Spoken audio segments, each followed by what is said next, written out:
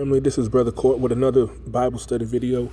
We are talking about faith without works is dead and addressing what this actually means based on the context that the Bible gives.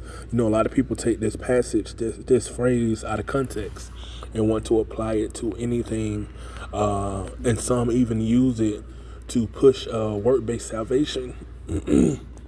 However, we're going to see what James is actually speaking of. So before we even get into it, let's just address this out the gate. This is something that has been brought up before, so let's address it. Some would suppose that James is contradicting Paul because he says that you must have works, or that one's faith is justified by his works. And then Paul writes in Ephesians that we are saved by grace through faith, and it's not of your own doing, not a result of works, so that no one can boast, right? So I admit on the surface it may sound like a contradiction, but let's break it down. So Paul is saying once you have heard the good news and you have believed, then you are saved. What James is writing about is this faith that you proclaim and say that you have, it should produce a type of work, and that is what's called a living faith, because he's going to break down, and we're going to get into the passage and read it through, but he's going to break down how even the demons believe. However, they don't produce a faith. They don't produce works based on what they believe. And that's why their faith is dead. So let's get into the passage here. So we'll start at verse 14. And notice what he's saying. So before we get there, remember, Jesus said the two greatest commandments are to love God with all your heart, mind, soul, and strength. And the second is like the first, to love your neighbor as yourself, right? So in loving your neighbor, you know, if you see them in need and you have it, you're going to provide for them, you know, and we can go to other places to even see what that look like. And we will do that also in this video. But let's get into the verse. I just want to put that out there just to set the table. So here we go, verse 14. What good is it, my brothers, if someone says he has faith but does not have works? Can that faith save him? If a brother or sister is poorly clothed and lacking in daily food, and one of you say to them, go in peace, be warmed and filled, without giving them the things needed for the body, what good is that?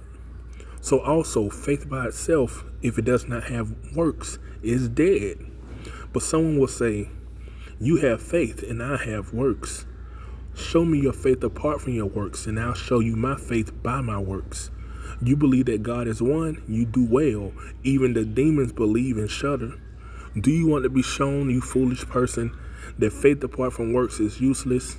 Was not Abraham, our father, justified by works when he offered up his son Isaac on the altar? You see that faith was active along with his works. And faith was completed by his works. And the scriptures was fulfilled that says, Abraham believed God, and it was counted to him as righteousness. And he was called a friend of God. You see that a person is justified by works and not by faith alone. And in the same way, was not also Rahab the prostitute justified by works when she received the messengers and sent them out by another way?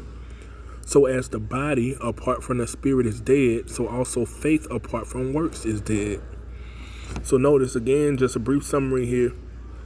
He's pointing out the fact that if you have faith in Christ, and you say that you have faith, and he commands us to love our neighbor as ourselves, and we see our neighbor in need, and we have those things that they need, but we tell them go on your way and be filled without giving it to them, what kind of faith is that? That's the evidence of unbelief. We clearly can't say that we believe in Jesus and we follow him if we're not obeying what he says, you know. And this is what James is pointing out here.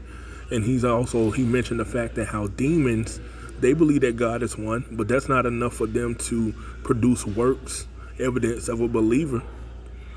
So the question is this: if you are someone who profess to believe in Jesus Christ, you are a follower of Christ, how does your faith differ from that of a demon? All right, share this video with someone who needs to hear this message. I pray that it is a blessing to all who come across it.